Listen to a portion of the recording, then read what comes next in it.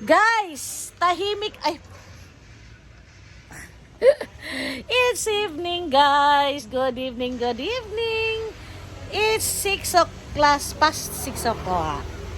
Tahimik ang mundo ko, guys. Wala yung 3 ko apo.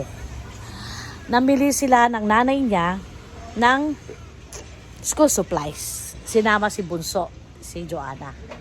So kami lang dito ni Dugong, ni Jason at ni Esek. Si Joab naglayas, si EJ naglayas din. Ewan ko saan pumunta yung mga yon. So ang tahimik ng buhay ko, guys. Look, mga aso lang. Si Summer, si Pangit, si Winter na kalbo na, si EJ na pasaway. EJ pangalan ng aso namin yan, guys. So guys, ang sarap ng feeling. Walang nagsisigawan, walang nag-aaway na mga bata. Aray ko naman, bakit? Ba't mo naman tinapakan? So ngayon, guys, kakain ako. Ngayon ko kakainin yung niluto ng anak ko na Bicol Express o ginataang sitaw at pork.